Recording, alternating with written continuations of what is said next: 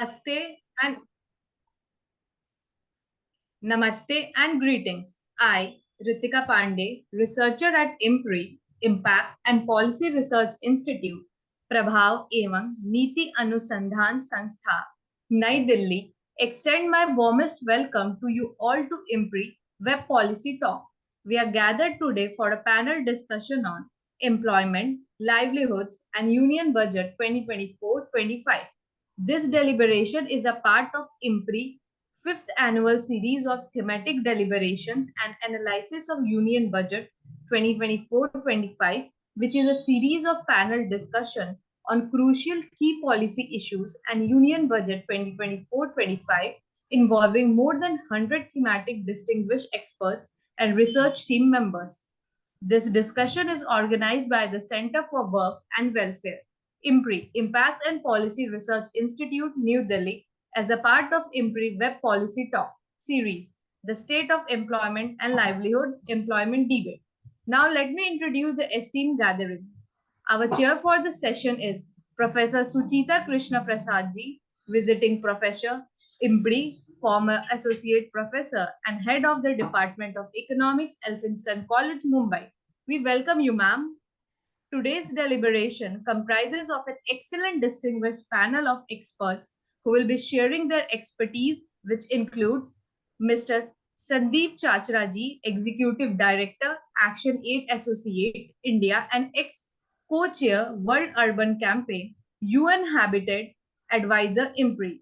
Professor R.S. Ghuman ji, Professor of Eminence, Guru Nanak Dev University, Amritsar, visiting Professor, IMPRI. Professor Randhir Singh Rathore ji, Professor of Policy Planning and Research and Dean Academics of Affairs, Shri Vishwakarma Skill University, Haryana, visiting Professor, IMPRI. Professor SWARNA SADASIVAM VEPA ji, visiting Professor, Madras School of Economics, visiting Professor, IMPRI. Professor Sarthi Acharya ji, Professor Delhi Chair, Institute for Human Development, New Delhi, former Director, Institute of Development Studies, Jaipur. Professor Ashok Pankaj ji, Professor, Council for Social Development, New Delhi. We are extremely grateful to have such a distinguished panel of experts joining us today. Proceeding further, I welcome all the participants to this enlightening deliberation and thank you for being interested and putting your time, energy, and efforts into understanding the nuances of gender and social inclusion within the Union Budget, while helping us to bring together the practitioners and participants through this course for impactful discussion. Now, without any further ado, let us start the program. It is my honor and privilege to invite Professor Suchita Krishnaprasad ji to start the program with the chair's opening remarks and proceed with the panel discussion. Over to you, ma'am.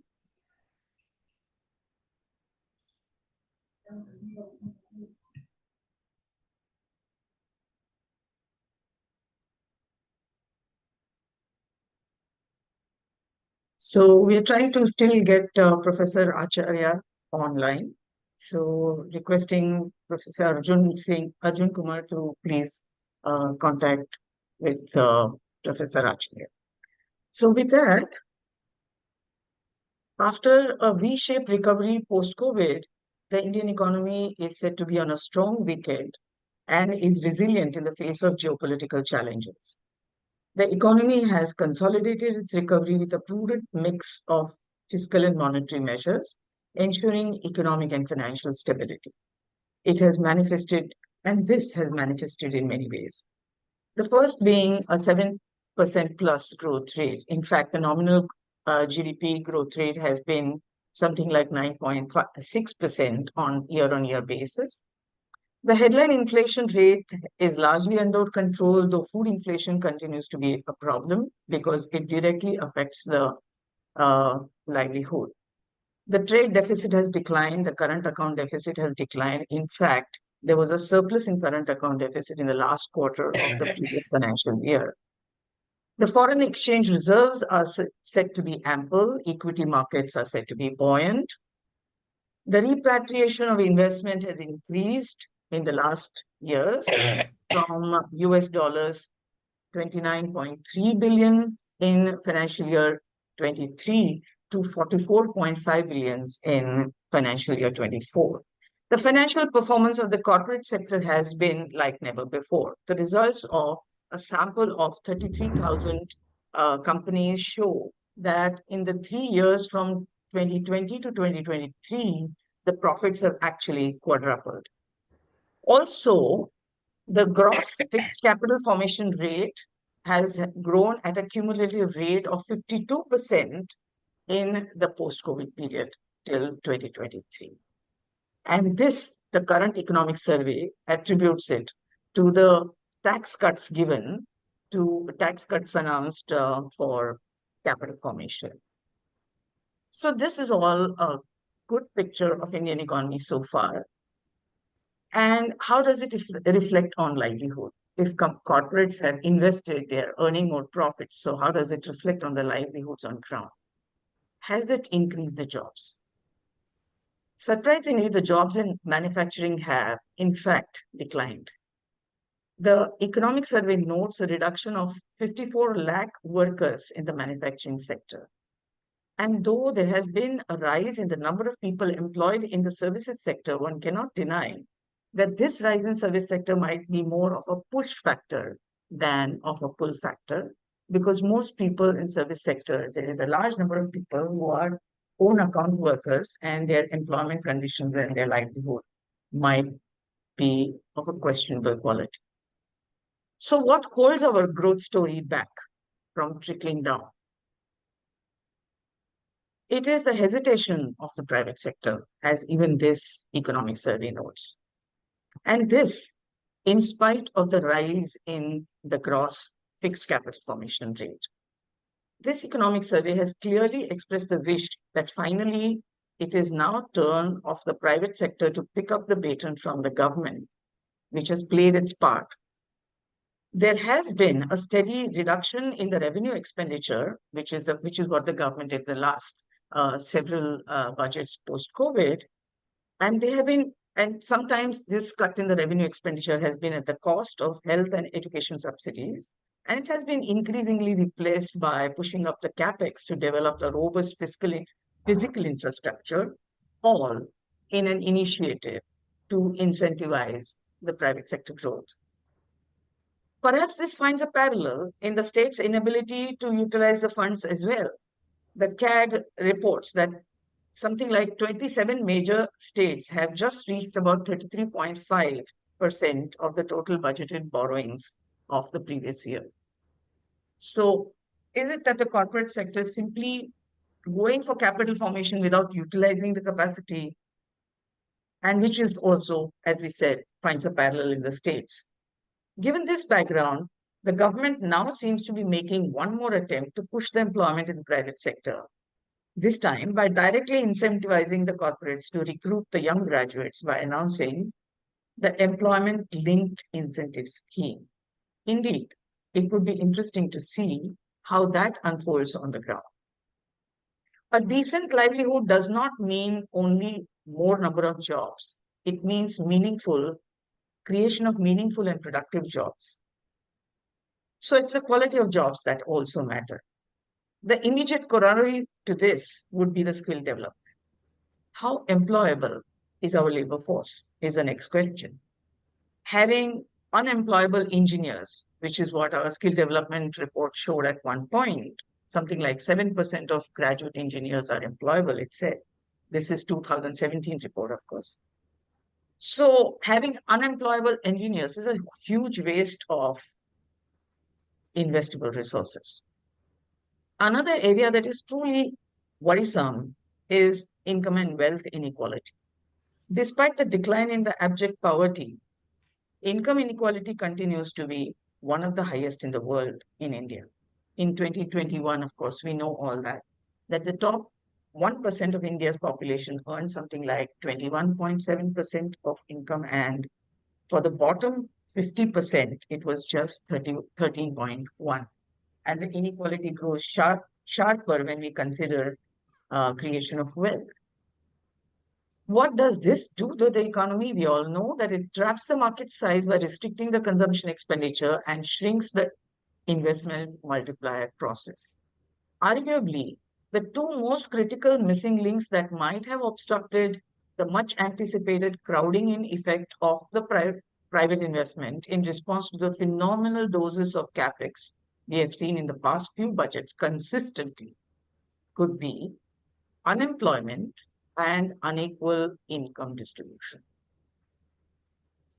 Rural distress has also been a cause of concern for some time, and the growing demand for Manrega is one of its manifestations.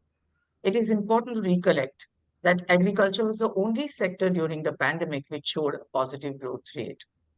Today, the poor growth in agriculture is also because of the raging climate. Making agriculture climate resistance is one of the focus areas of this budget, and it will be important to see how we fare on this ground. The finance minister is also hopeful of the national policy of cooperatives making the growth in rural economy and generation of employment opportunities on a large scale possible in this sector. Providing better physical infrastructure has been a consistent focus of the union budget since the past few years, as we noted, under the banner of either Atmanirbhar Bharat or Gati Shakti, etc. This budget, interestingly, lists Vishnupada Temple corridor at Gaya and Mahabodhi Temple at Bodh Gaya in Bihar as one of the infrastructure projects. This is indeed a new way of understanding the infrastructure projects. So this is where one can round up. The macro numbers in the economy truly look glamorous, but the livelihood reality appears rather grim. There are more IITs today, but nearly 30% of the young IITians cannot find campus placements. School enrollment has increased, but the recent ASER report has disclosed poor capabilities of our young people, many of whom languish also due to undernourishment and hunger. It would be truly a challenge to place the dream of Vikasit Bharat on such shoulders. With that, can we now have Professor Sarthi Acharya to deliberate upon the position of manufacturing, overall manufacturing in contributing to better livelihoods, especially MSMEs and so on, how it is likely to contribute to the development of India or come to Vikasit Bharat. Professor Sarthi Acharya. Thank you, ma'am. Thank you, Chair. Let me begin with a very short proposition on the size of the labor force, which is about 50 crores right now, and the employment is about 46 crores. Now, adding to the labor force each year is about 1.2% according to government calculations, and this is about 2 to 2.5 crores per year. Unemployment is about 3 crores. So if we look at the elasticity, that is the capacity of the GDP to absorb labor, we have actually worked it out from 1972 right till 1923-24. It has been gradually decreasing, and only in the last year has it improved. But this improve is because of increase in the unpaid family workers and the self-employed, which means actually the wage employed sectors, which are considered, they are the ones which are really market friendly. They are the ones which are not creating jobs. So in the process, we have something called NEET.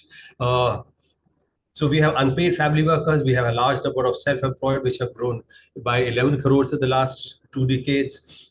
Unpaid family workers who increased by 50 lakhs. And then we have NEET, that is the not in employment, education or training, which is 13% of men and 55% of women, which is really a waste. So we have to create something like 1 to 2 crores of jobs per year if we are serious about creating jobs. And let's face it, agriculture is not absorbing labor, it's rejecting labor on a continuous basis, as most of the cost of cultivation data suggest. And then tractorization, there are no bullocks in the country anymore for all practical purposes. And each tractor replaces 8 pairs of bullocks, which means 8 pairs of people rather. So if we are talking about the budget, we are talking about 2 lakh crores to be spent on employment generation. This is what the finance minister had said. And this would be spent on skills, on incentives and internships. Now, I don't know how internships are going to create jobs, because the onus is on the industry. And it's also voluntary, she said last evening. And incentives, well, they put it in the provident fund, which means they'll get it 30 years later. So it's not that they're going to get it 30 or 35, 40 years later, not right now. Then credit assessments with the banks. Now, they don't have yardsticks. They're saying they believe in external assessment. So these assessment yardsticks, when they go to 110,000 banks, it might take 2 to 3 years to really put it in place, because people start getting transfers, and there are too many people to be trained for this. Then we talk about credit assessment within banks. We talk about stress period credit. We talk about credit guarantee schemes, SIDB, etc., to be expanded. Now, these are likely to have some impact, surely, but over a tapered period of time, 3 to 4 years. And I understand in the sense that this is the first budget, and they probably are planning for 5 years. But to expect any major changes in this particular year may not be possible. Now, we know that MSMEs are important from the point of view of the economy. They are 96% of all the enterprises in the country, and they provide 30+% of the industrial production and 40+% of the exports, which really talks about the fact, what is the nature of exports we have in this country. MSMEs are much talked about, but MSMEs in India are not the same as MSMEs in Japan or Italy. If you look at some of these modern industries, the garages to Googles and garages to Microsofts don't happen in India, because our MSMEs are leather, handicraft. Now, if you look at the 583 clusters, 75 to 90% of the clusters are primarily into khadi, handloom, handicraft, and such kinds of hosiery and such kinds of things. So to expect them to become big and create jobs is really problematic. And I had a talk with the CSIR on this quite some time, or rather we were having a talk with CSIR that I was working in India earlier. We had noticed that there is no R&D link with these people. Absolutely no R&D link as to how to improve the technology. So these people are going into agro-processing kinds of technologies, which could be probably as old as 1,000 years. We also note that the mortality rate in the MSME sector is about 25%. So when I was working with the ILO, we had worked out this number that it is about 25%. And the average salaries, which I'm not talking about some startups, I'm talking about across the board, average salaries are 8,000 to 10,000 rupees a month. And infrastructure marketing, we know the rural non-farm enterprises, what they are. Many of them are actually seasonal, like oil processing, or cutting, or processing sugarcane, etc. These are seasonal, so they provide not necessarily a long-term proposition. Now, one of the key problems which I have faced in this budget is that the imports of electronics, footwear, and a large number of these solar equipments has come down, which means when we are talking about Atmanirbhar, and we are probably the largest producer of leather in the country, why are we wanting to import shoes from China? Why are we wanting to import electronics from China, plugs, etc., kinds of things which could be easily made in this country and in the small scale sector, but they have reduced the duties on this? Is it to please China? I'm not sure about it. But when I read the speech day before yesterday of the chief economic advisor, he says, yes, we have to plug in with China, even if you kill our soldiers on the border. I'm sorry, I'm being harsh, but that's the reality. Now, if we look at the supply side of labor, we are talking about average length of study in this country is only about 8 years, which I think the chair had also mentioned. And the mobility is only of men, and the mobility of women is extremely limited. I mean, if the average wage is 8 to 10,000 rupees, you can't expect a Saharanpur woman to go and work in Nasik or Coimbatore. It's just not possible. She doesn't know the language. The house will probably be more expensive than that, and there are all kinds of other problems of mobility of these women from a social perspective. So we are talking about more of these people might just shrink into unpaid family worker. Now, so if we are talking about Atmanirbhar Bharat, GDP will definitely rise, but human development, will it rise or not, is very highly questionable.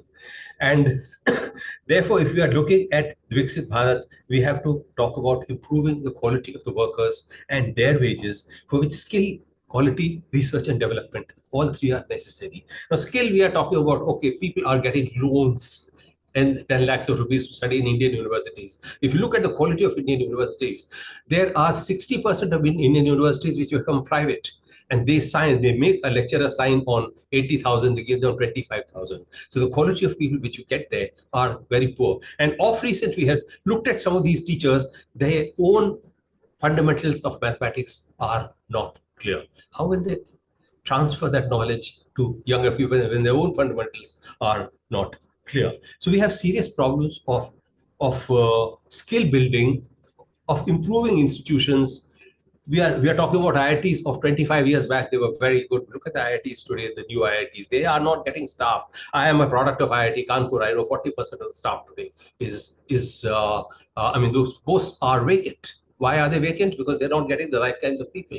So unless we get good people, unless we increase the skills of people, unless we ask people to go into education and make skill development a major proposition in the country, to expect the MSMEs to create jobs would be creating jobs for 8,000, which is basically creating jobs but spreading poverty. So what would happen is, on the one hand, you have Ambani weddings which spend what 4 or 5,000 crores of rupees. On the other hand, you are distributing food for 80 crores of people on subsidized basis. Now, that's not Atma Bharat according to me. Atmanirbhar Bharat. Atmanirbhar Bharat will require people to grow and people to create a country, and not for people to create a country, and not depend on Chinese technologies to come in here, and not depend upon every product to be made with foreign collaboration. Let's stop there. Thank you, ma'am. Thank you so much. You have covered indeed a very wide canvas, from the MSMEs and their state of affairs to education and to skill development and to livelihood, and the problem of, in the passing, you've mentioned the kind of inequality that we have, and also whether we are truly working towards the Atmanirbhar. Of course, friend of mine, Rupa Rege Nitsure, who was an eminent economist in her own right, has once noted that perhaps this Atmanirbhar Bharat has raised the import duty so much and increased the cost of raw materials. That might be another debate, of course. But thank you so much for taking us from the manufacturing to its backward human link, which is education. So with that, can we move on to Mr. Sandeep Chachra? Can you just, since we have already spoken of the kind of unemployment, which is, as we said, my guide, Professor L.K. Deshpande, used to say, cheap labor is dear labor, right? So this kind of 8,000, 10,000 jobs, wages, may not really create a kind of economy which we are dreaming of. So, Mr. Chachra, over to you for looking at helping us to understand unemployment among youth, informal sector, urban and rural economies, and employment generation. And do you think the employment linked incentive scheme is really going to roll out effectively on the ground?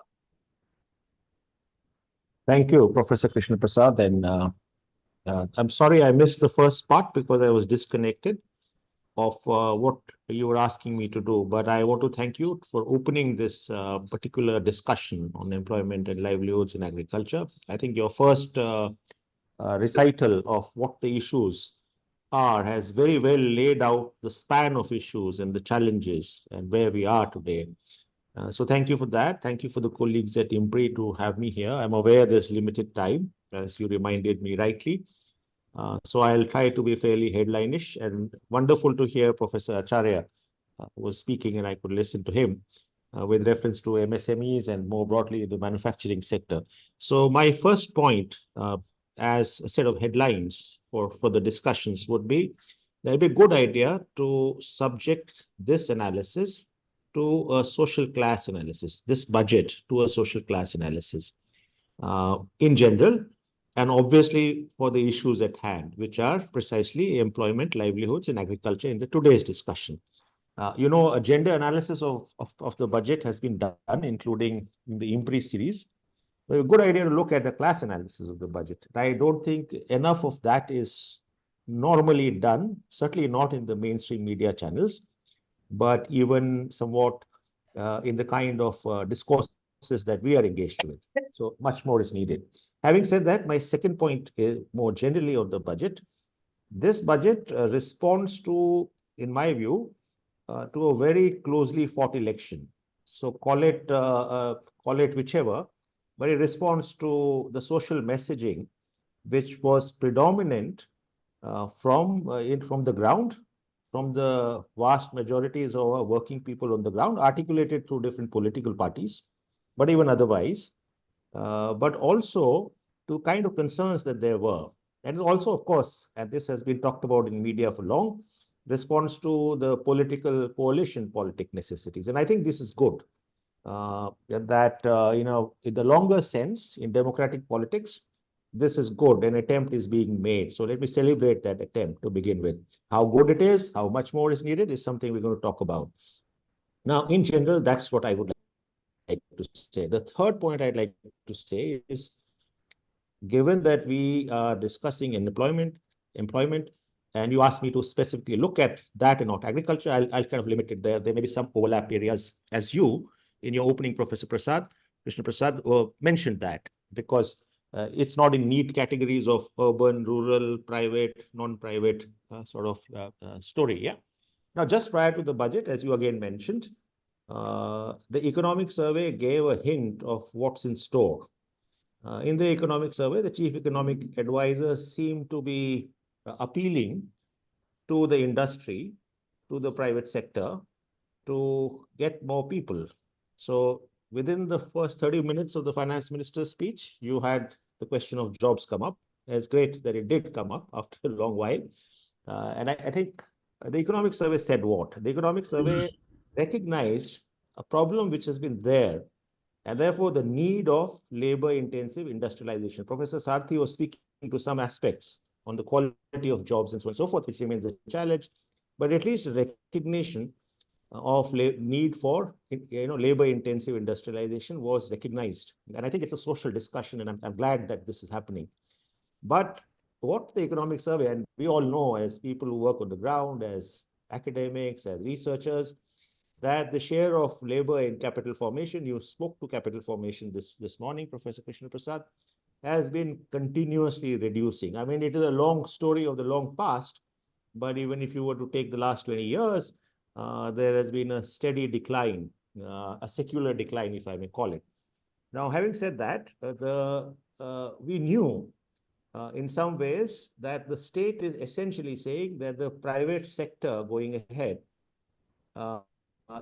through that economic survey needs to be the main employer. And lo and behold, as you rightly mentioned, a slew of, I would have said, the state's job, or welfare state's job, is just not creating jobs through the private sector, but also looking at direct employment options, which I'll come to, and you refer to MGA and REGA. There are many such other avenues. But the hint was quite clear, and the pathway is also quite clear in the budget, that by creating jobs, largely we are looking at, the budget is looking at job creation in what is called private, corporate, whatever you call it, industry. And therefore, instead of going for strong regulation measures, this budget seems to have taken the softer approach to begin with. Let's see how it unravels, of incentivizing employment. So you have a range of measures which you counted. They have their own operational challenges. Let me take the question of internships. The internships being spoken are about 1 crore in the next 5 years in top 500 companies. The total employee strength, average employee strength of these top 5 companies would be about 15 to 18,000. And we are looking at roughly about 4,000 interns per year to be absorbed in these companies. So there are operational challenges. Can companies absorb them? Can they do? I'm not talking about, you're right. The economic survey did mention that the profits have quadrupled. So the accumulation has quadrupled, and who's stealing it, and the questions of inequality, all those things you have been sort of talked off. In any case, there are other operational difficulties. All of these incentive programs, employer and employee both, with an emphasis on employer in this case, are linked to what is called the EPFO mechanism, the Provident Fund mechanism. So assume that there's a formalization of economy. We may argue that this is a good direction or a bad direction. We'll come to that, because it assumes that in the next couple of years, in the next 5 years to be precise, in the pathways laid out, a large chunk of the economy would be formalized. Whether it is possible, whether it is desirable, these are debates out in the open, but I like to flag it off. Having said that, let me also then move on to say that in the range of measures which we haven't spoken to are others, apart from direct employment sort of incentives. There are others such as peripheral but central issues, in my opinion: workers' hostels, industrial workers' hostel in a PPP mode, women workers' hostel, creche facilities, and some of the issues Professor Acharya was referring to, sort of credit guarantees to MSMEs, startup ecosystem through abolition of angel tax. Now, all of these definitely will encourage, in my opinion, further augment control of private sector as the main employee creation method. Now, the question is as follows. Even if we take this line, we know that going ahead, labor-intensive industrialization may be a dream, but the global headwinds or the national headwinds, for various reasons, including technology and artificial intelligence, is unlikely to sort of support it or realize it in practice.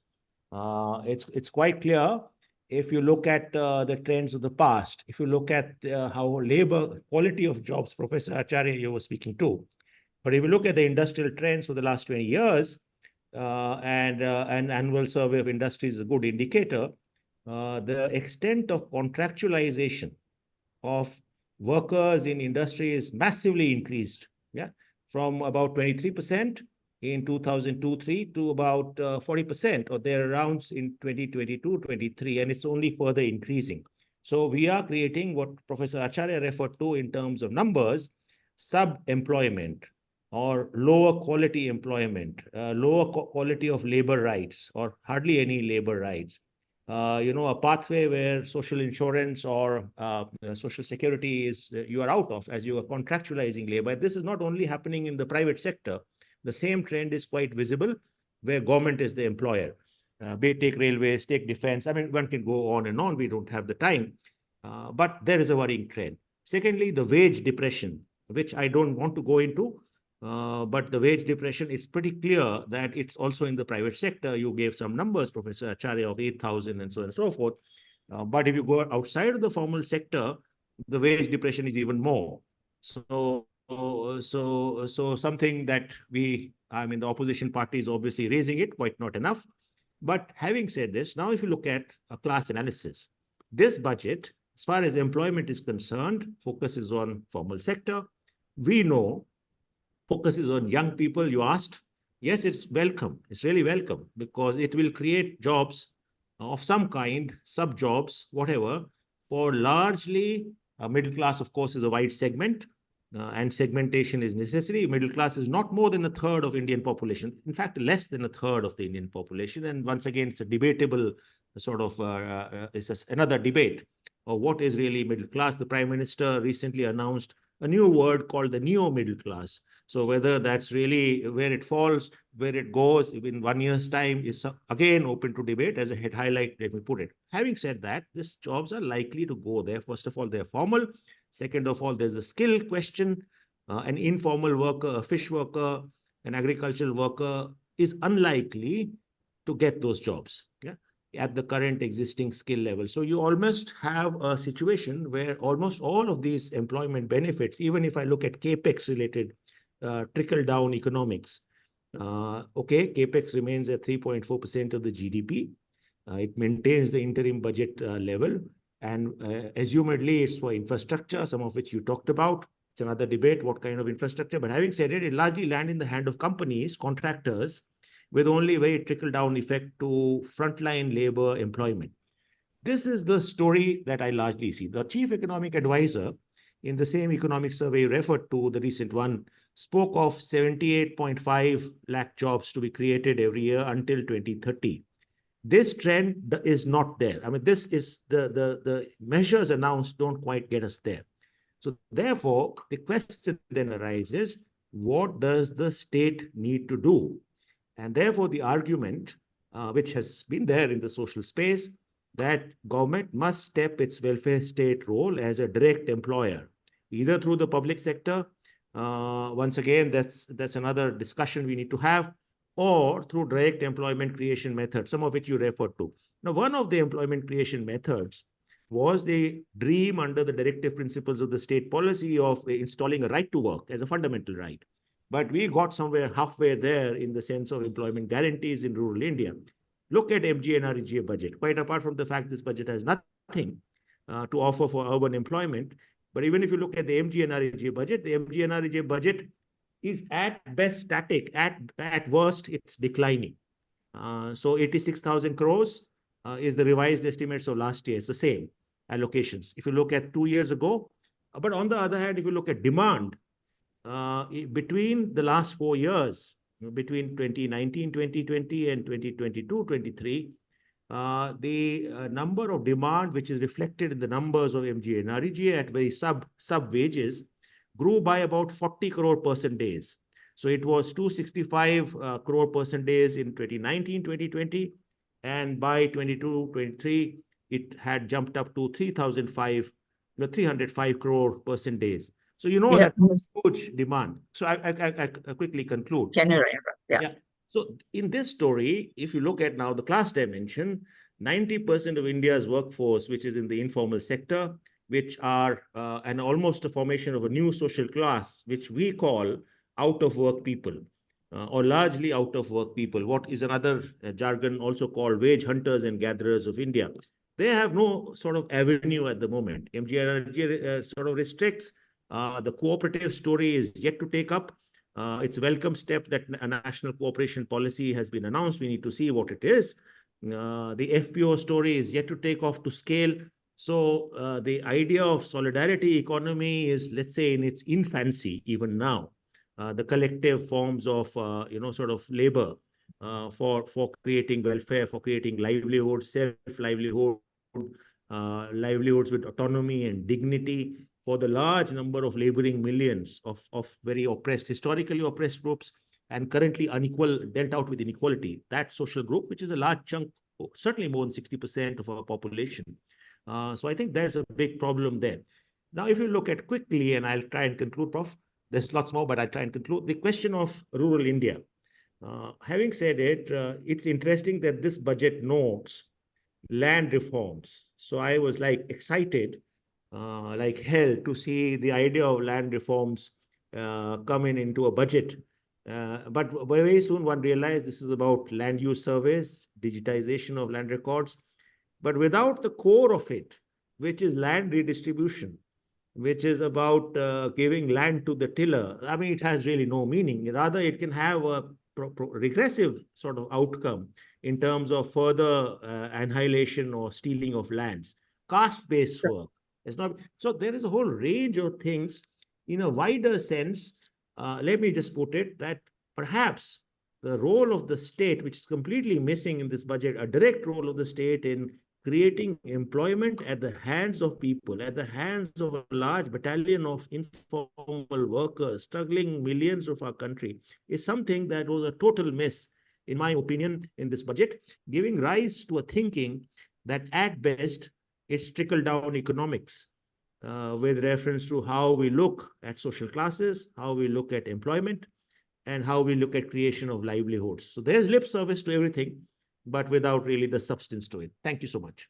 Yeah, thank you, Mr. Chachra, for taking us from, again, putting across a very wide range of issues in front of us. The kind of entitlement and the loss of entitlement and coming up to the land reform, which of course would be taken up probably by Professor Ghuman, because he will be speaking more on rural economy. My point was that when you are bringing in employment-linked incentive scheme, a similar scheme which existed a couple of budgets ago, productivity-linked incentive schemes, Have we reviewed that? Have you reviewed that before extending it to employment as well, before extending it to the labor market as well? So there is no comment on this study in the economic survey as to why we might want to extend it to labor market as well. Uh, Coming to the class thing, I remember the Azim Premji report on working in India, which shows how the labor market outcomes in India are so rigid and so much still governed by the caste divisions. And with that, can we move on to Professor Ashok Pankaj, uh, Professor and former Director of Council of Social Development, New Delhi? Uh, his area of expertise has been inclusive growth. And so may I request him to please deliberate on the Vikasit Bharat concept and how inclusive growth can take place over a period of time? What do we look, going forward, where do we see this? And if we are dependent on MNREGA, what does it mean for a Vikasit Bharat and what does it mean for inclusive growth? Of course, Mr. Chachra has already mentioned the class divisions, and I have just now mentioned the caste divisions which affect the labor market outcomes. So over to Professor Ashok Pankaj. Thank you very much, Professor Suchita Krishnaprasad. So let me begin with the concept of inclusive development, which came in discourse of policy making in India prominently during the 11th five-year plan. And 11th five-year plan very succinctly underlined the problem of exclusive or other problem, the lack of inclusive development in terms of the growth has not been sufficiently inclusive for many groups.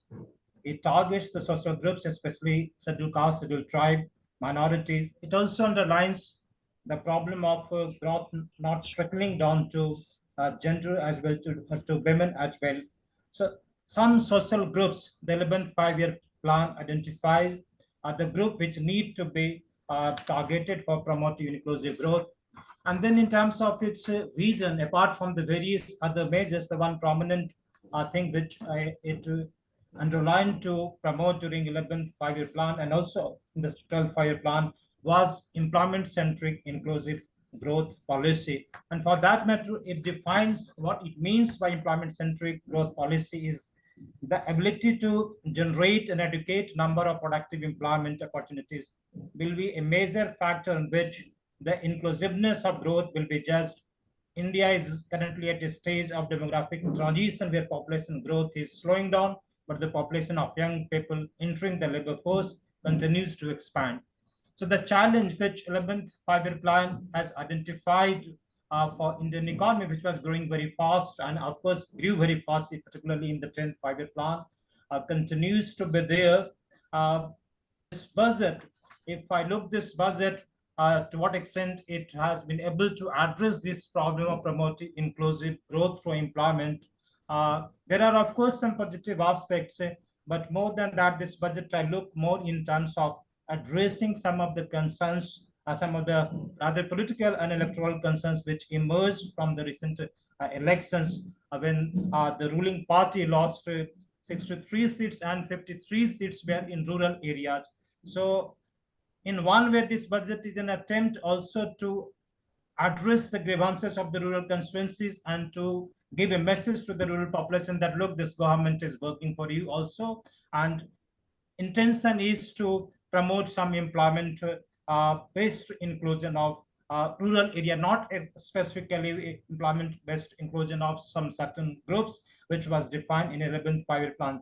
Nonetheless, this is a welcome measure, and I appreciate for the effort to give some kind of emphasis to promoting employment-centered inclusive growth in the coming years. In this direction, there are two major announcements in this budget. One is to promote employment by providing incentive to the private sector, and other is to create some skills. And another important measure is to also give some incentive, or rather very profound incentives to MSME considering that probably MSME is going to be the major provider of employment in the coming years. So these two aspects of the budget, one is to target young population, new worker who are going to enter into the labor market, who are going to enter into the employment sector, provide incentive to the private sector to promote employment among this new working age population. And second is to encourage MSME by giving some incentives to them, are very important measure in terms of promoting employment-centric growth in the coming years. But then this needs to be looked more carefully in terms of to what extent this policy has been drafted very carefully. Before that, I just to explain a little bit about economic survey, because this budget also draws on some of the suggestions of the economic survey. Economic survey, in fact, said that we need to create 78.5 lakh per annum job, and for that matter, it also makes a statement that private sector's profitability is at a 15-year high. And then in a way, it suggests that perhaps this private sector should be made to respond to this problem of unemployment or to create jobs in the country. But when we look at the budget document, then perhaps there is some kind of disjuncture between this announcement putting responsibility on the private sector in terms of meeting the responsibility of creating 78.5 lakh per annum job creation, and then in terms of the actual obligation of the private sector, there seems to be some kind of gap between the announcement in the economic survey as well as and in the budget document. Up to that, let me now come to the announcement, and then we will relate this with the economic survey statement. In terms of job creation, this budget has relied heavily on providing incentives in terms of asking the private sector, including informal sector, to enroll people, and then government will give an incentive. There are three schemes which government has announced. The details of the scheme are yet to be rolled out. But the first is to provide DBT of 15,000 in 3 installments with a limit of rupees 15,000, that is under the EP Employment Provident Fund provision, with a person who are getting a maximum salary of 1 lakh rupees.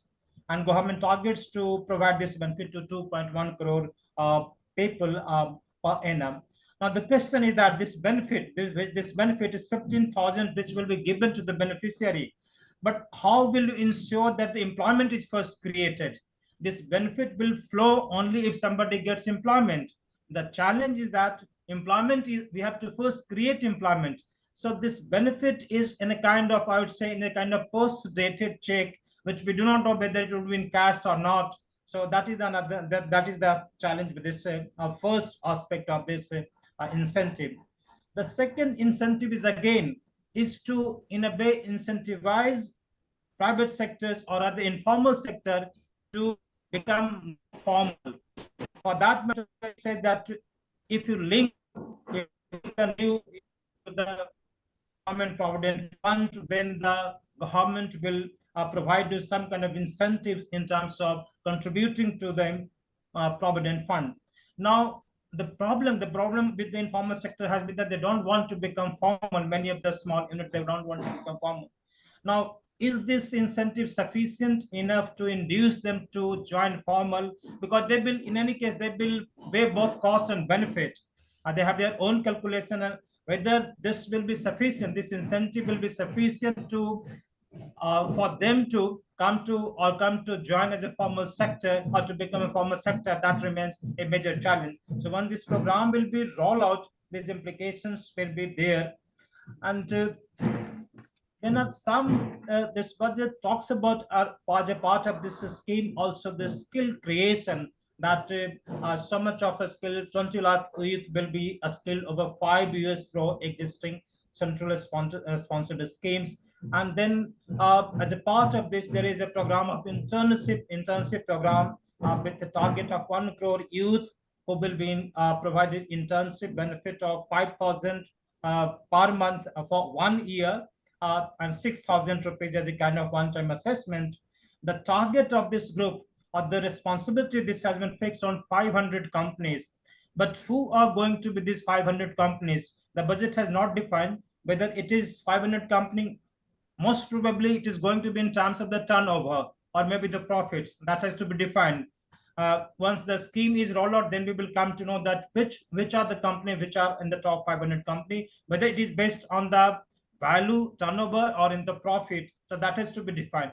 Now the question is that if you look at the 500 top companies in the recent years, most of the companies, the top companies who are making a lot of profits or whose turnover is also very high, are in sectors which are not very employment incentives, or not very employment intensive.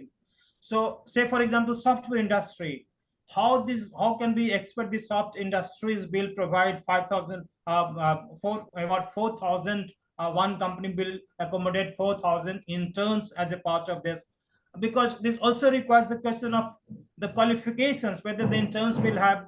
Now software industry has specific kind of qualifications, whether all youth are going to be who are seeking internship or seeking employment are MCA or BCA. So this needs to be looked more carefully, and then how once the program gets rolled out, then these implications will be there. But my concern is that perhaps this is not a full fledged measure to address the problem of skill generation.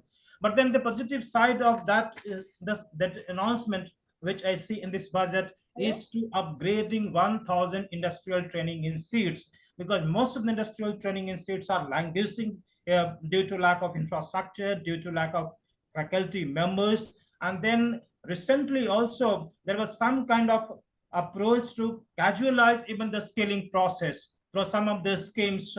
I would come to one and two schemes which highlighted as a prominent scheme by this government, like Deen Dayal Kausal Yojana, which was to skill rural youth in particular. And if you look at the evaluation of some of these schemes, then the results are not very positive. For example, even I happened to visit some of these skill generating centers, and there were couple of problems with this whole scheme. First is that what kind of a skill you are generating, what kind of trade you have opted for. Most of the centers were looking for very convenient kind of trade where they can ensure employment for 6 months, because the responsibility was to provide employment for 6 months. After that, what has happened to this training? Nobody is going to take responsibility for that. I was examining one center in Tripura, and this were providing training in nursing, and there was a tie-up with the Apollo hospitals. Then most of the rural youths who were getting training, they were sent to Bangalore. Initially they were absorbed for 6 months in the Apollo hospitals, but most of them were not retained. One reason also, they were not willing to stay there because of the amount which they were earning, 7,000 to 8,000 from Tripura rural areas. You send somebody to Bangalore with 7,000, 8,000 rupees, definitely he will come back. So this training was not very successful in many of the trade. Similarly, I was examining one center in Muzaffarpur of Bihar, and they were giving training in this BPO.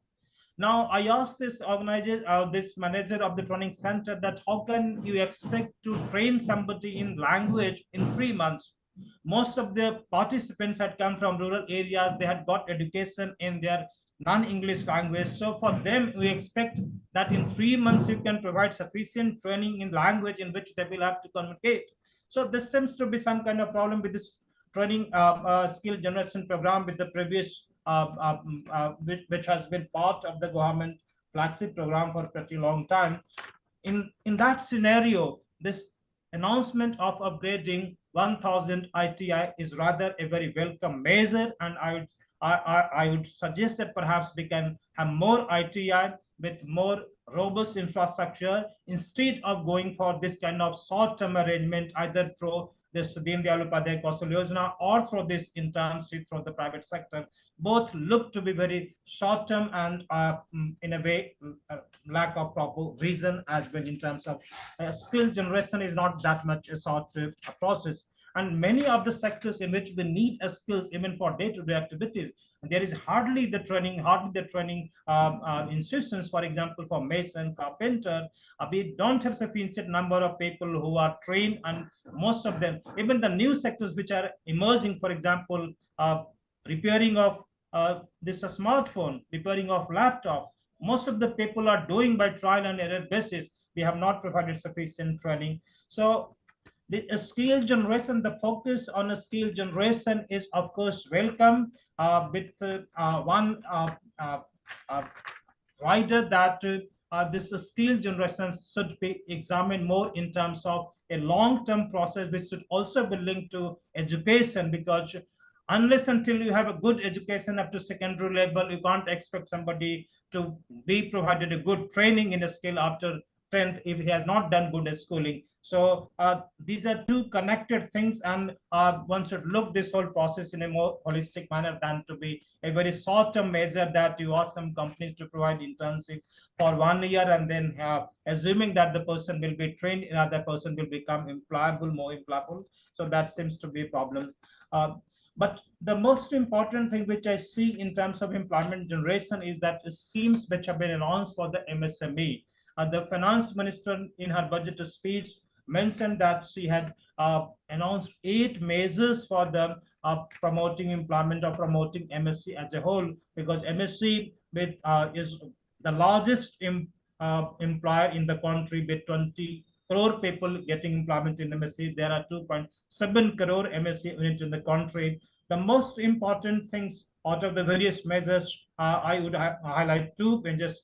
One is that the credit guarantee up to 100 crore is going to be a game changer for MSME, because most of the MSME really struggle for credit guarantee, and they don't have the collateral assets, really much collateral assets to put forward to get the loans. They struggle for getting loans. So again, it will be seen that how this scheme is rolled out, but the intention is very clear. The government is going to push the bank to provide in a liberal manner without much insistence on collateral, and there is also provision for some kind of credit guarantee fund. So this is going to be a kind of significant provision, and this is also a kind of game change in terms of. Another important provision is that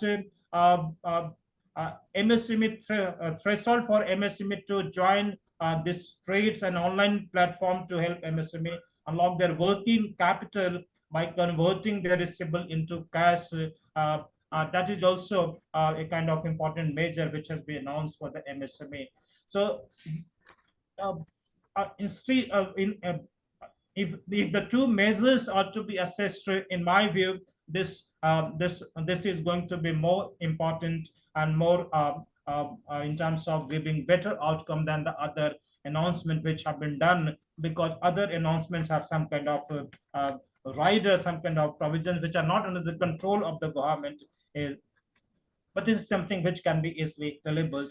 Then coming to this Manrega scheme, Yeah. which the moderator has highlighted and expected me to talk about.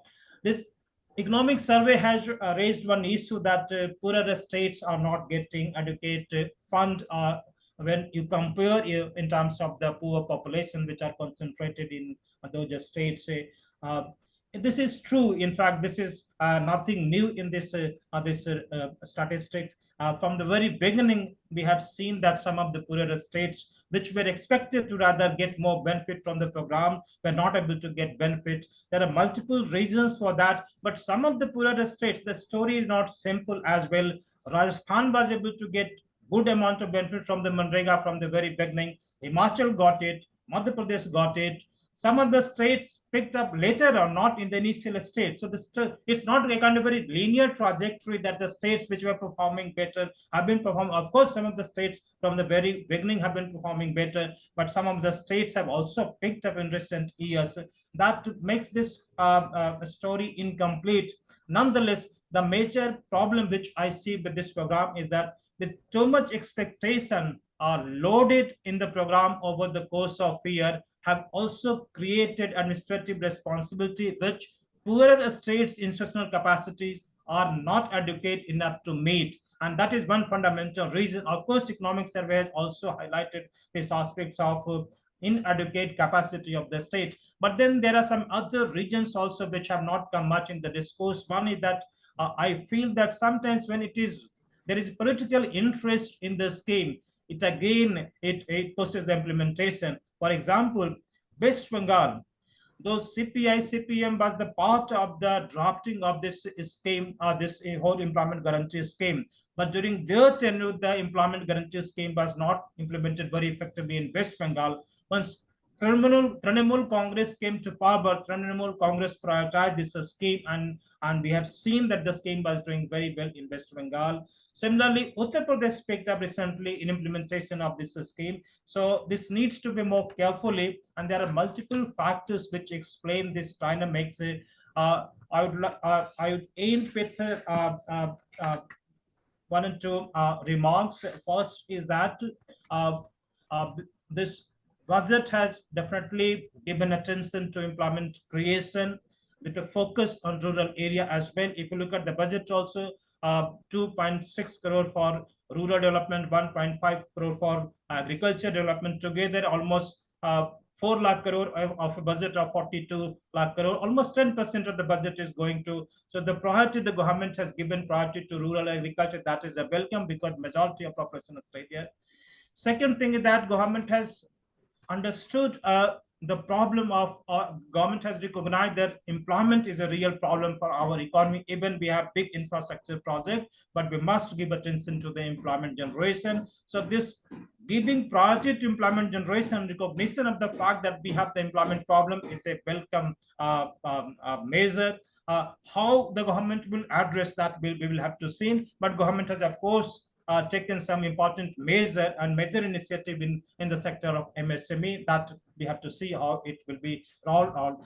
Third thing is that this skill generation and employment creation, this should be seen in holistic manner. It should not be seen as a kind of some programmatic attempt to address this problem. This has to be seen more in terms of larger issues. For example, skill generation has to be seen in terms of also education. What kind of education, what kind of quality we are providing. Similarly, employment generation has to be seen more in terms of overall environment of the economy and other conditions. With these, I will end here. Thank you very much. Thank you very much for providing a very detailed picture based on your own personal experience and your studies in various states on how skill development is working and it's not working. Thank you very much for also highlighting that it's a probably long-awaited recognition that employment needs to be looked at and rural distress has to be addressed. So these are, of course, points that the government seems to have realized. And also thank you for pointing out once again how these may not work if there are some kind of simply stopgap arrangements like announcing incentive schemes and so on. Incentive you may declare, but it depends on, as you said, the cost-benefit analysis that the person who will accept those incentives. And once, and so thank you very much for a very detailed review of what the government has understood and what the government is trying to do, where it might succeed and where it needs to work harder to go for a long-term perspective. If we are looking at, if our budgets talk about next 25 years, then the policies that we announce need to be worked out with detail and make sure that there are no leakages and make sure that they are the intentions translate on the ground. Thank you very much for your deliberation. Can I, Professor Randhir Singh Rathore, also specializes on skill development, education, and use of green technology. So how does that translate into and get reflected in the budget? Professor Rathore, can we have your presentation? Thank you, Professor Suchita, and thanks to IMPRI team for inviting me on this panel discussion. I think regarding the skill development, livelihood opportunities, whatever was discussed in the economic survey as well as budget. So my earlier speakers have touched upon most of the points basically. So I will not repeat any of the point, but quickly I will say that for the first time, when the economy survey was talking about to create around 1 crore job per year, so the government has announced these 5 different schemes about which my earlier speakers was talking about to create 1 crore uh, jobs per year through these different schemes. But I would like to take the point what Professor Sarthi was mentioning. And somewhere Professor Ashok also touched upon that. Professor Ashok said that these schemes may be post-dated check. And in order to realize that check, or in order to make the encash those checks basically, so what Professor Sarthi was mentioning, I will just recode that, probably that is most relevant. That is the quality basically. Means in almost all platforms, you will agree that the industry, either MSMEs or the bigger industries, they are talking about the quality of resources which actually they are going, and they are saying that since the quality is not appropriate, that's why they are finding challenges.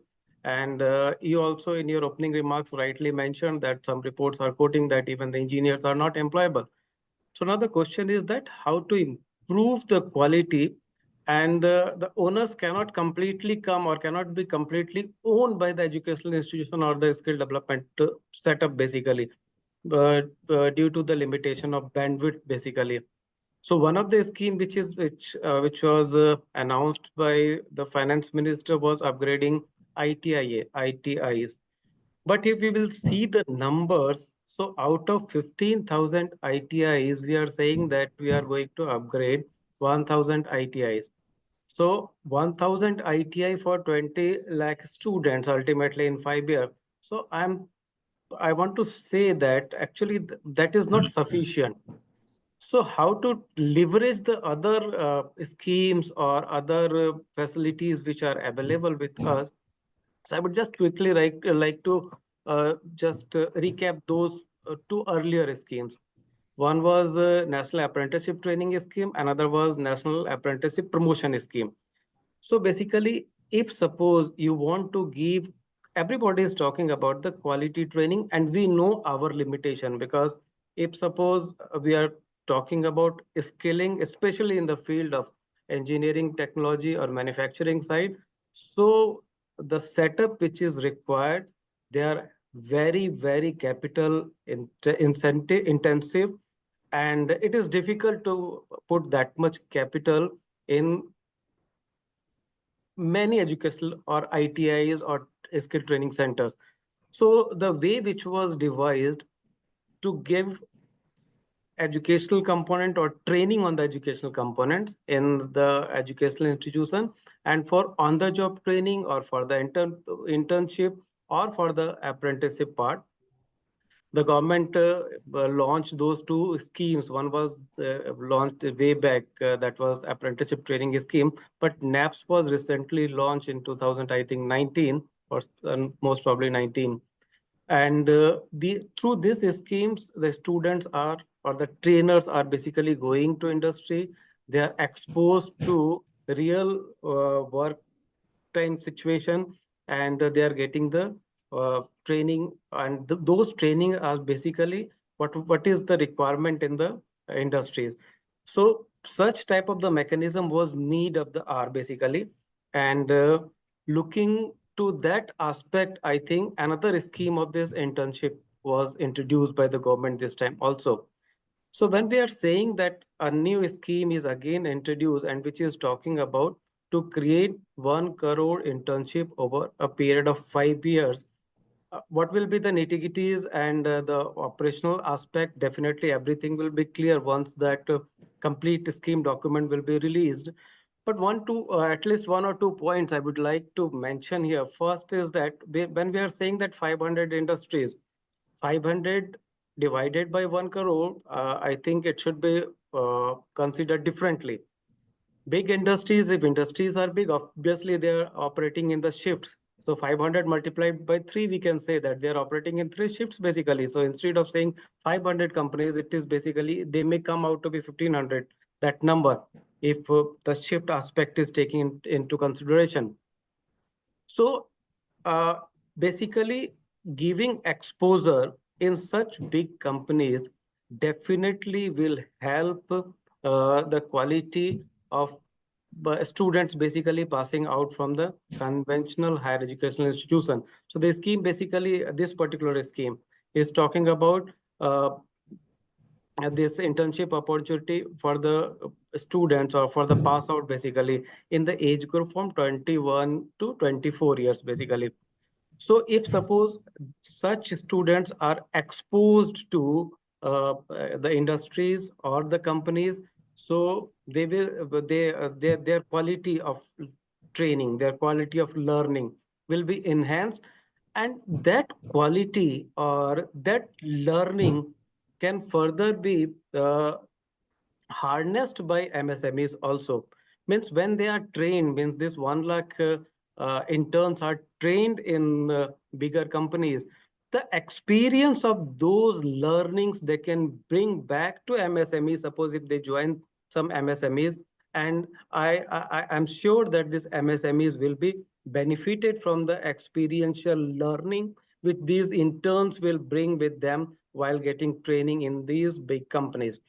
Another aspect of looking how I perceive this this aspect, that when we are giving training to students in big companies, so it opens another perspective, altogether a new perspective, and that perspective is of entrepreneurial mindset. What just quickly I will say that what we are doing in our university, because we are a different university, we are a scale university. So this practice we are using in our university, that all students are going for internship in companies basically.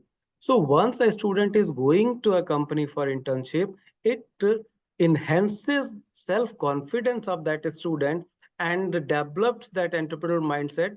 So instead of going back to serve somewhere or going back to find job somewhere, these students at time are looking forward for their startups also, or for looking forward to start their own venture also. So that may be looked from that perspective also, that this 1 crore interns will support the MSME ecosystem in the country. At the same time, they will also support the startup ecosystem of the country. They will be job creator on one hand.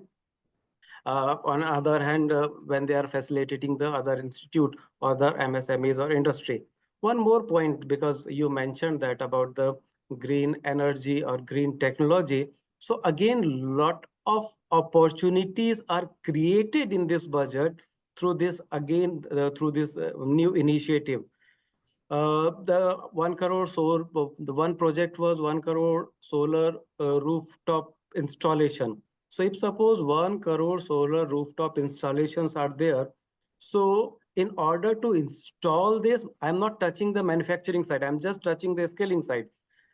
There will be a huge demand for skilled resources for installation of the solar panels. There will be a huge demand for electricians basically for completing this electricity connection. So this green technology initiative or clean technology initiatives will again going to create a new set of job if suppose appropriate skills are given to the candidate, given to the students. And two more points which were discussed in this budget. One was pump storage project, and another was discussion on the smaller nuclear power plant.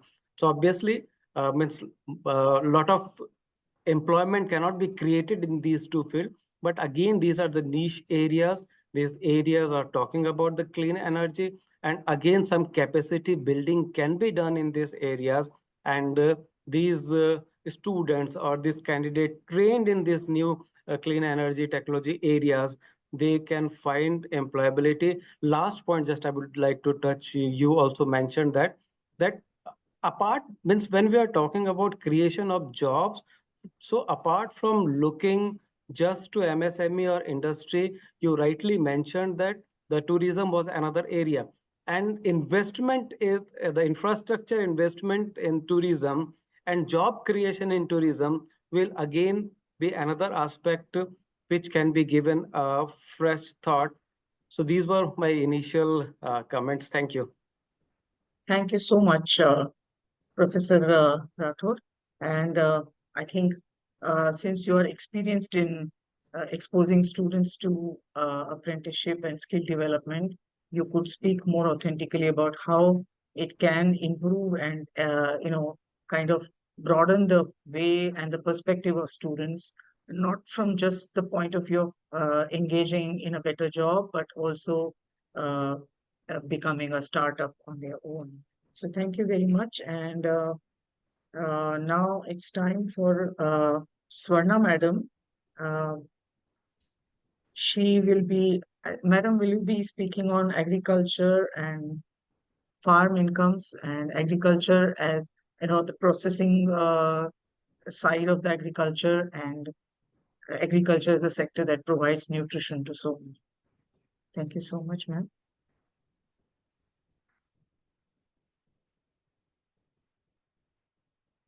Can you please unmute yourself, ma'am? SWARNA ma'am? 1 second. Yeah. Can you hear me? Yes. Thank you very much for giving me this opportunity. I think I've already sent my PPT, but then I'll be talking. No, it's not necessary to show the PPT, but at the same time, I will not be talking so much on agriculture. But since you mentioned it, I think I'll make some comments on the problems of agriculture, and then how the labor force in fact is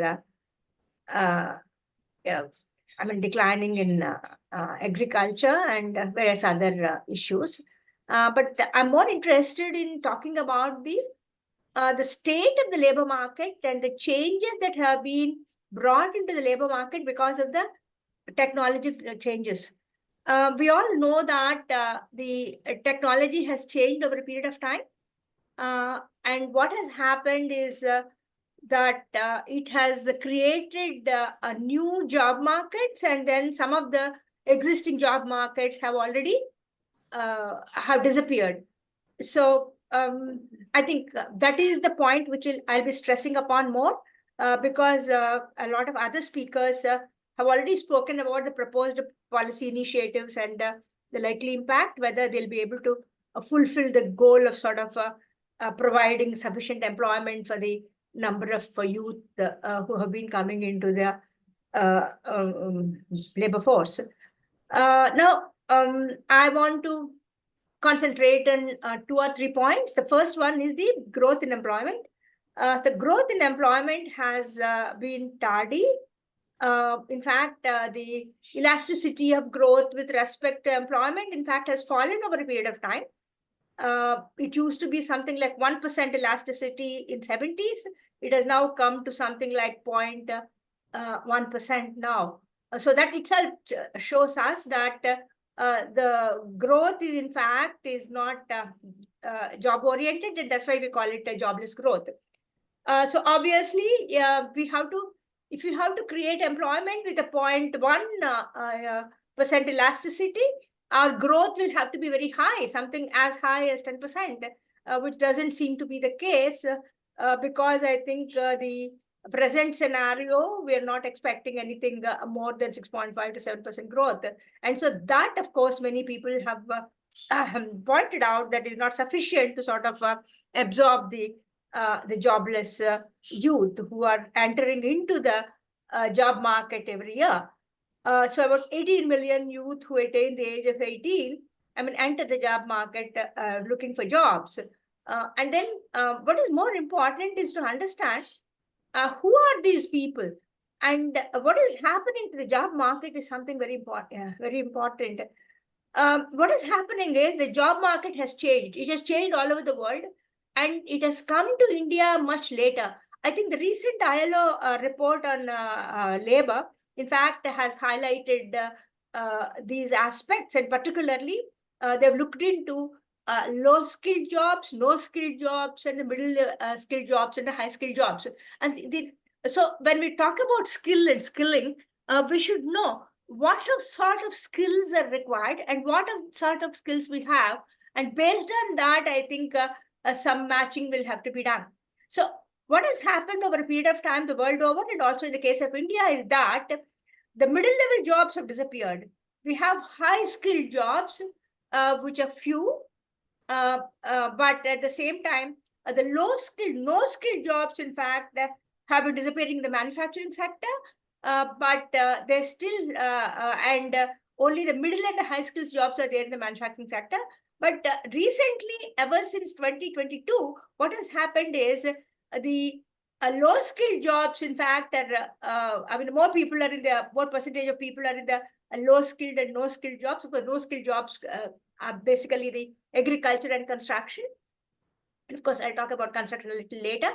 And then the high-skilled jobs are in the high-skilled service sector and the manufacturing sector. So what is happening over a period of time is that the medium and high-skilled jobs have been absorbing, jobs are there, and then the formal sector, in fact, is increasing their employment slightly by about 1%.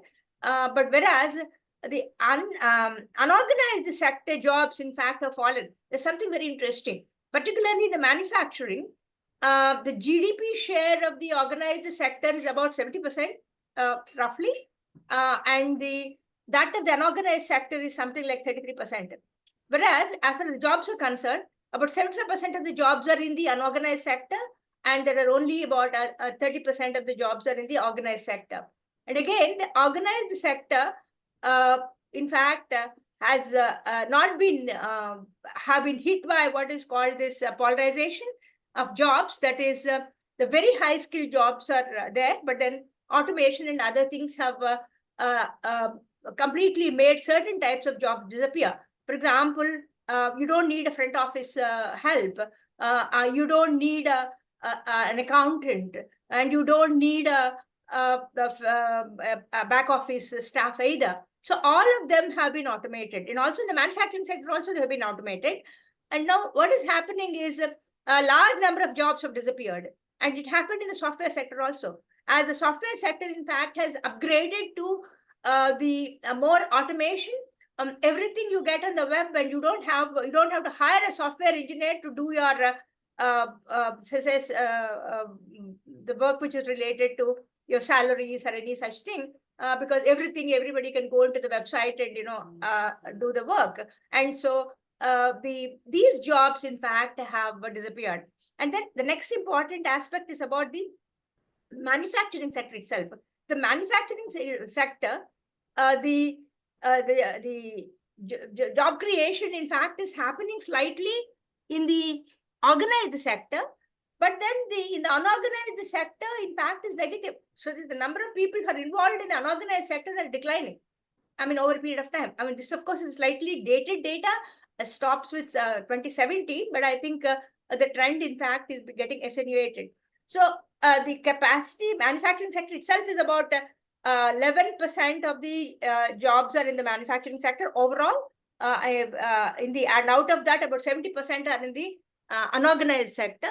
And so very few jobs are in the organized sector. So what is the policy talking about? They're talking about a manufacturing sector, a formal sector, which employs very few people. And where are most of the labor at present? Most of the labor is in the service sector. And the service sector, in fact, is growing. Of course, the formal sector can be in manufacturing and also in non-manufacturing. But at the same time, the formal sector jobs, in fact, have very little opportunity because of the automation, and recently because the artificial intelligence and others have come in. And so the opportunities of expanding employment in the organized sector is, in fact, is not much. Whatever the government has done is most welcome. And I think the problems have already been looked into. But then the point which I want to make is that the technology also has made a difference to the unorganized sector. So what is happening today in India, the type of jobs that are being created are created on the digital platforms. For example, you have the aggregator, service aggregators. For example, Zomato. I mean, you say Big Basket, Amazon, and then you have Urban Company. These are all service aggregators. So a large number of people with a low skills are in fact going into these jobs. But then the surveys do not give us any information about how many people are employed and how are they being treated and things like that. But of course, ILO, in fact, has done a lot of survey into this. So we have to look into the possibilities of the service aggregators creating jobs, whether they're able to create sufficient amount of jobs and what are the problems there are something which we'll have to look into. So since we're talking about the skills, right now, all the service aggregators are employing people like low skilled jobs. So the low skilled people are in fact being absorbed as delivery men, and most of them, about 80% of them, happen to be young people below the age of 35, 40. So these are the jobs which are available in the urban areas to the some of the youth who are entering into the labor force without much skill. And we've also seen that because a large number of jobs have been lost to automation and also other type of technological developments, what has happened is the people with middle-level skills, in fact, have come down to the sort of a low-skilled jobs. For example, a large number of software workers, in fact, have become Uber drivers because, it's still worthwhile. And so there's a sort of instead of jobs getting upgraded, and the demand for the jobs, in fact, has come down in the skilled section and particularly in the middle section. And then what is happening is it is only the low skilled jobs and no skilled jobs, in fact, which one have to choose. And so there's a lot of crowding at the lower level, and then there's no capacity at the higher level as far as the skill gradation is concerned. And this is something which, we have to look into. And again, Swarna ma'am, can I ask you requesting you to wrap up in next 2-3 minutes, if possible? Well, have I exceeded my time limit? I'm sorry. Yeah, no, you're not exceeded, but you're close to it. Yeah. Oh, sorry. Yeah. No, I just want to know if I've exceeded my time limit. Okay. And so now, as far as the construction is concerned, the low skill jobs and no skill jobs are there only in the construction and the agricultural sector. And in both the sectors, what has happened is the absorption capacity has come down. Even in the construction sector, which is supposed to have a higher elasticity earlier, even there the elasticity has come down, and the number of people who can be absorbed in these sectors is also very low. And so the point which I want to make is that the need is there only for the informal sector jobs and no skill jobs and the low skill jobs to increase, to really absorb and reduce what is called the jobless growth scenario.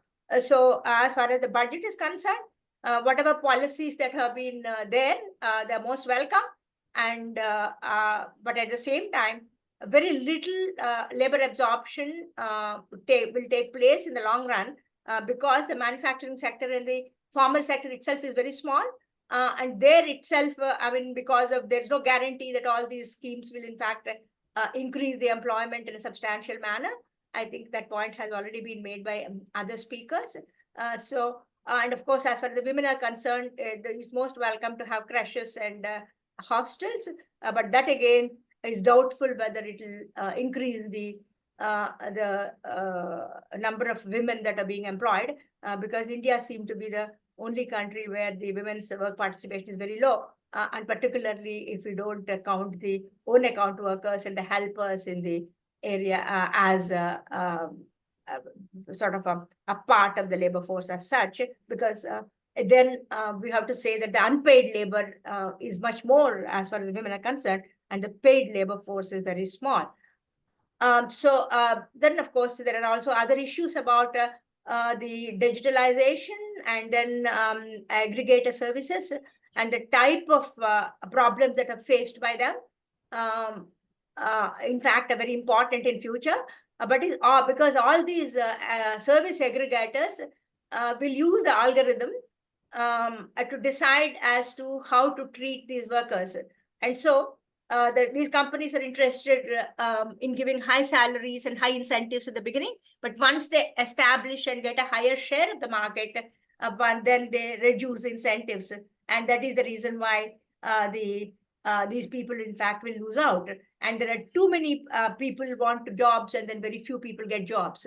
And so what is happening now is these are all contract workers, and we're only adding to the gig economy rather than adding to the a proper secure economy. So under these circumstances, it's important to look at the policies and not really addressing the problems of the low-skilled workers and how the technology, the digitalization has been impacting the labor market as such. I think more studies are needed in the area of looking at digitalization and the impact of the changes in technology, particularly on the low-skilled and no-skilled workers.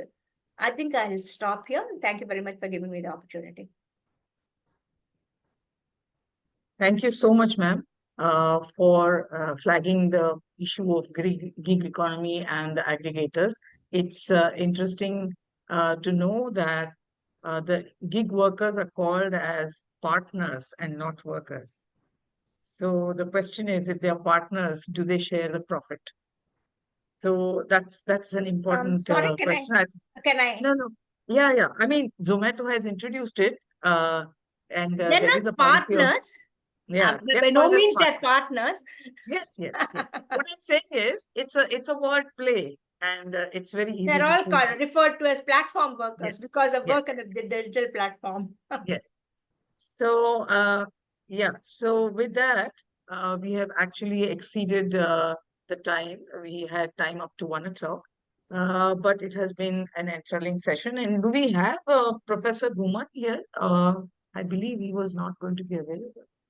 Not yet. If not, we can probably have questions, or in case the panelists would like to get more from each other, some explanation from each other. I think session. I think one of the key things which we've slightly kept on the side is the budget per se. Yeah. Because, I mean, extremely useful information about the economy and the trends have come about. But, I mean, I was more looking forward for how the budget interfaces with these rather than the trends of the economy and the society, etc. Indeed. I mean, the Niti Aayog itself has come up with a report on gig economy, which has its own areas of wonderful dreams. But but as you said, we have to ground ourselves into the budget and what difference it's going to make, and not overall trends, of course, set the tune of the budget, but we are here to discuss the budget.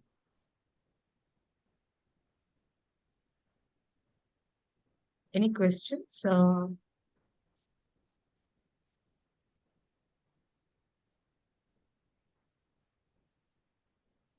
If not, ma'am, we can go for a final round to each panelist, maybe in reverse order. Yeah. So we can probably go for rounding up observations. Can we begin with Professor Acharya? Yeah. Just a minute, just 1 minute now for each person.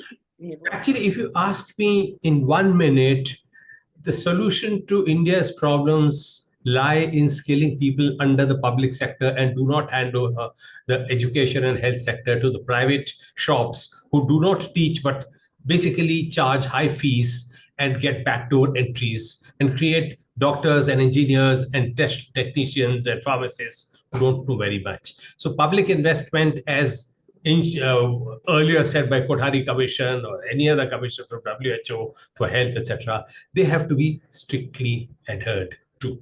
Period. 1 minute. Thank you. Mr. Chachra? Mr. Sandeep Chachra, are you here? Professor Ashok?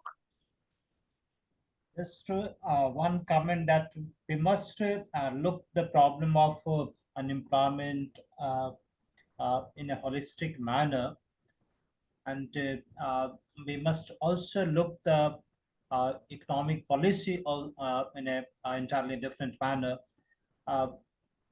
Piecemeal solution will not address the mega problem which we are facing, demographic transition, huge population is stuck in rural and agriculture sector, and that needs to be a whole sort of different policy perspective to address this problem.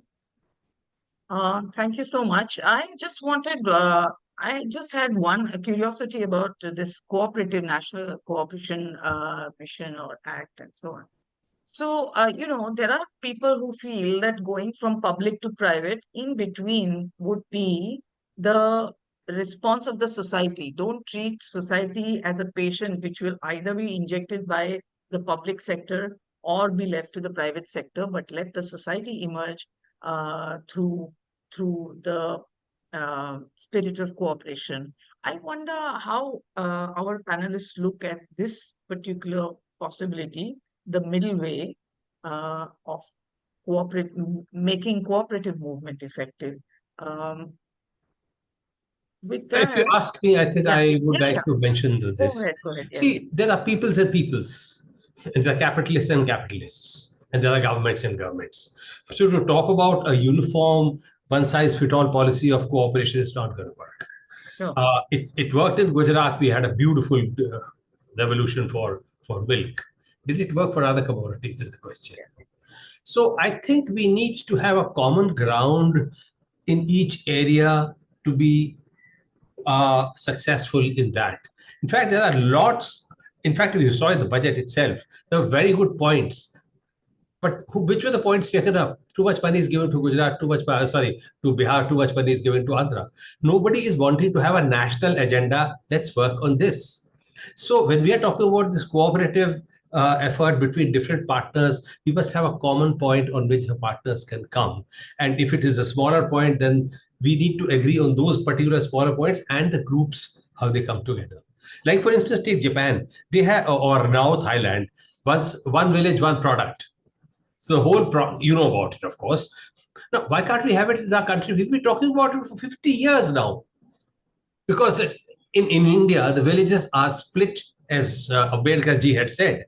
What is a village but a group of den, a den of sins? He said it because Chamar will not work with a Bhangi, Bhangi will not work with a Brahman, Brahman will not work with a Panya. That's the configuration which we have. So we need to work with these. So when we talk about, let's say, cooperation, we have to see how the cooperation is going to work out in great detail and then come up with a cooperation. Yeah, that's a very valid point, and I think I will connect with you on this after this seminar at some other point. Professor Rathore, your final comments?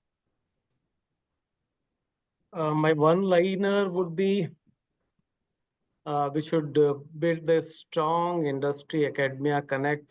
Everybody is just talking about, but it is the right time to build that to develop highly qualified in the terms of quality skilled resources for the country. Yeah, thank you so much. And I think Mr. Sandeep Chachra is here. One final comment, sir. Unmute yourself, sir.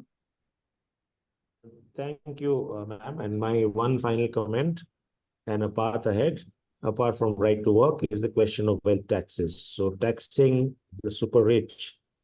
We just saw a huge passive consumption, huge conspicuous consumption, and all of us watching as passive consumers of what food is being eaten and what clothes are being worn and what watches are being distributed. And there was no social unrest. which is another issue that I think we need to debate. Are we accepting this fait accompli of inequality you began with? So the question therefore needs to be of, as a society I'm speaking, and the question therefore needs to be that we have to find those revenues. Yes, the middle classes have been asking for tax relief.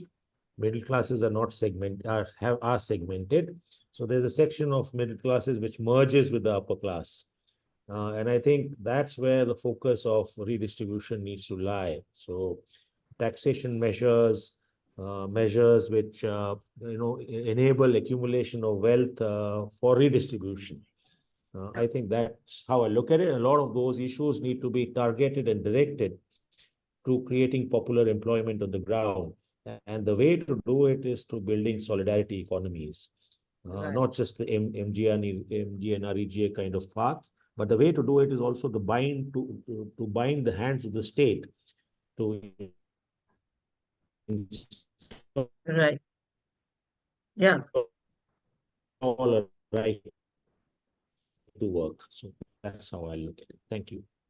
Thank you very much. And SWARNA ma'am. My take is that we have to concentrate on unorganized sector, and how to create more jobs in the unorganized sector is more important for job creation, and concentrating only on the organized sector is not going to take us very far. And so the future efforts should be in the area of creating jobs in the informal sector, because most of the employment right now seem to be coming from the informal sector.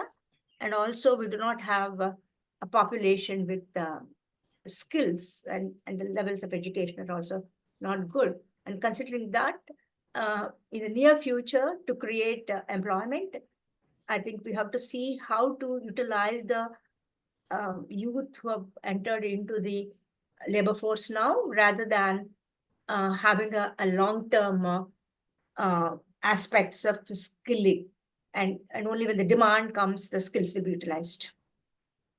Yeah, thank you very much. And I must thank Professor Arjun Kumar for this opportunity to engage with such scholarship. And I have learned so much interacting with all of you, Professor Satya Acharya, Sandeep Chachra ji, Rathore ji, SWARNA ma'am, and of course, Ashok Pankaj ji. We are at a situation where the Air India, when it announced 2,200 jobs, there were 25,000 applications, and Air India had a problem dealing with that level of crowd. So that is the situation, and I don't know how the jobs will. I mean, it is a challenge in front of us, and sometimes it feels like a good essay written by somebody who is dreaming very well, but translating them on the ground is a real hard task, and it requires people who think like all of you, and it requires people in the policy implementation with complete dedication and understanding, and a spirit of cooperation and consensus building. Thank you very much, Professor Arjun Kumar and your team and all the esteemed panelists for this. Thank you. Thank you, ma'am. Thank you. Thanks a lot. Thank you. We can quickly have a vote of thanks, Ritika. Please go. Yeah. Thank you. As we come to the end of today's discussion, I, Ritika Pandey, researcher at IMPRI, Impact and Policy Research Institute, would like to propose the formal vote of thanks on the behalf of IMPRI, Center for Work and Welfare. I would like to thank all of you for attending today's deliberation, a panel discussion on employment, livelihoods, and Union Budget 2024-25. As a part of IMPRI 5th annual series of thematic deliberations and analysis of Union Budget 2024-25, we are grateful to our chair for this session, Professor Suchita Krishnaprasad ji, our esteemed panelist, Mr. Sandeep Chachra ji, Professor R.S. Ghuman ji, Professor Randhir Singh Rathore ji, Professor SWARNA SADASIVAM VEPA ji, Professor Sathi Acharya ji, Professor Ashok Pankaj ji. for taking part in the discussion and enlightening us. We thank all of our participants who have raised pertinent questions and actively participated in today's deliberation. We are grateful if you are watching us later on our YouTube channel or listening to us on various podcasts or reading our publication. We hope you continue to join in future to our IMPRI web policy and web policy learning. Wishing you a good day ahead. Thank you. Thank you. Thank you, everyone. Have a nice day. Thank you.